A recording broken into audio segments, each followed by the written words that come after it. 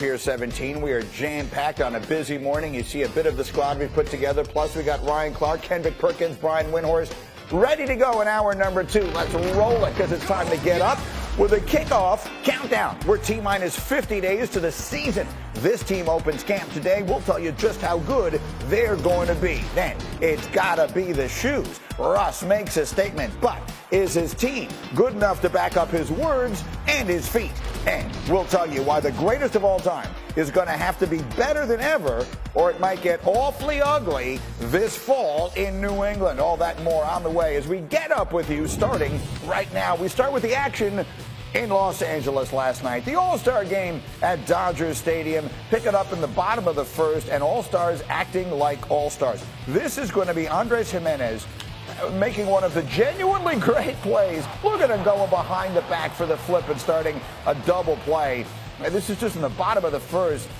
Just spectacular to watch. It's Manny Machado who is at the plate, and down they go, having some fun. Now we're still in the first. This is Paul Goldschmidt. This is fun too. That one's got coming back. Shane McClanahan, the pitcher. National League takes the 2-0 lead in the early going. But wait, top of 4, same score, and the Yankees' Giancarlo Stanton is at the plate with a runner aboard. Stanton grew up going to this stadium, going to Dodger games with his dad, sitting in the outfield. Now he's hit one in the outfield. His teammate Aaron Judge loves it. That one's 457 feet. Ties the game at 2. But wait, next batter, Byron Buxton. They're up about his eyes. Back-to-back jacks for the American League. They travel a combined 882 feet. They take a 3-2 lead. And so then bottom of 9, they turn it over to Emmanuel Class A to try and close it out. He's got a cutter. Jake Cronenworth is the last change. And down he goes. American League wins it by a score of 3-2. Their 9th straight All-Star win. Stanton, the MVP. Meaningful for the hometown kid. Yeah, this is very special to me. So I think it's right up there with anything personally. I have some goals in terms of winning a championship and going all the way. But yeah, personally for the road I've gone to get to where I am now, this is very special. Take a look at this list now. Giancarlo Stanton, the 5th player to win League MVP and All-Star MVP, and that's awfully fancy company that he keeps. Of those, Tony Parker and Cal Ripken are the only ones to go on. Did I say Tony Parker?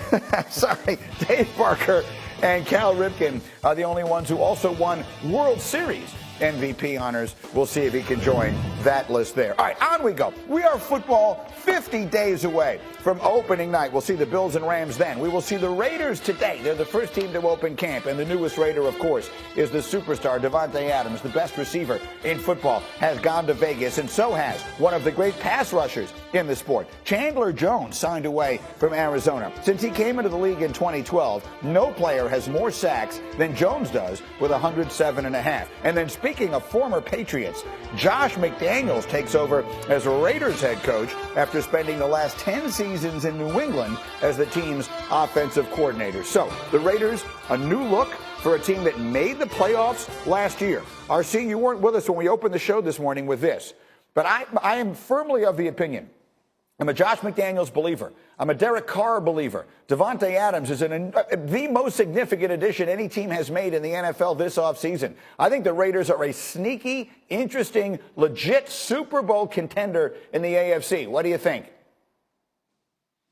Come on, Greeny, don't do this. You do things like this, Greeny, and now I have to say negative things about a team that I believe is going to be better. I don't necessarily know if they're Super Bowl contenders because we have to see what this defense is like.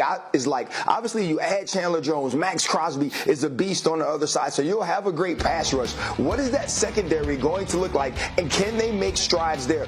Offensively, they're going to be absolutely phenomenal. Josh, in the backfield, you have a running back that's trying to prove that he's a guy that's worth a second contract. You have Hunter Renfrow in the slot, monster. Darren Waller at tight end, monster. Davante Adams, best wide receiver in football. So offensively, I think this team will be really good. Can you stop the Los Angeles Chargers? Can you stop the Broncos? Can you stop the Kansas City Chiefs? So I don't necessarily put this team as a Super Bowl contender, but if we see them playing great down the stretch of the season, this could be a team that is scary to play because they'll have so many offensive weapons. That's the thing, and RC, just to sort of double back on that. Can they stop those teams is one question. The other is, can those teams stop them? Can anybody stop the Raiders? True. You add Devontae Adams to that offense, they could be, if Derek Carr takes the next step, which he certainly has everything in place to do, and he's got the coach to do it, that could be the best offense in the whole sport.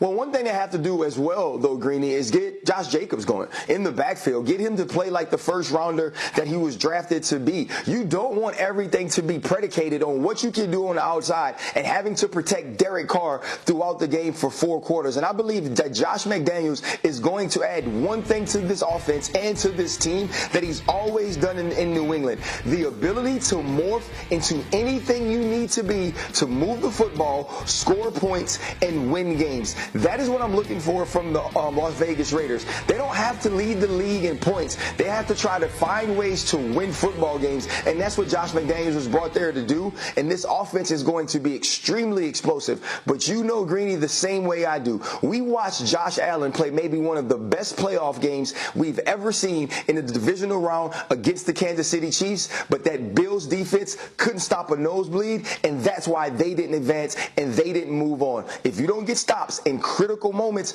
you don't win important games, and I have to see that from the Las Vegas Raiders first. That's fair. Now, I want everyone to understand what happened in our first hour as we had this conversation. I made that statement. Mike Tannenbaum disagreed. Jeremy Fowler disagreed. Then as the show went on, Tannenbaum basically said Josh McDaniels is the second coming of Vince Lombardi, and Fowler picked Derek Carr to be the league MVP. So I don't know what exactly it is. You just choose to disagree with me because it seems fashionable. I like the Raiders this year, Tannenbaum. How much do you like them?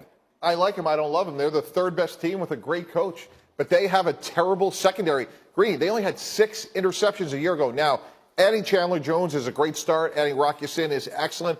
But until they can consistently get people off the field, as RC just alluded to, they are going to be the third best team because of the fireworks in the AFC West. Fowler? Yeah, talking to people around the league, they believe the Raiders are very good. Maybe a few pieces on defense away, although safety Trevon Moehrig, they believe, is a superstar potentially. But this is a team that has offensive line help that it needs, and they can score on anybody. But the feeling is, maybe they need a little bit more time to get this done. Well, look, the one thing that I will obviously concede to everyone is that their biggest problem is the company they keep, which is to say they play in the toughest division maybe in NFL history. And part of the reason for that is the Broncos' acquisition of Russell Wilson. And speaking of him, he posted a video on Twitter. Did you see this? He posted this video of himself working out with teammates. And what got everybody's attention was the message on Russell Wilson's cleats. We'll show it to you here. It says, "Fourth coming soon," with a Lombardi trophy. 4th place, maybe. Okay, I like that. So which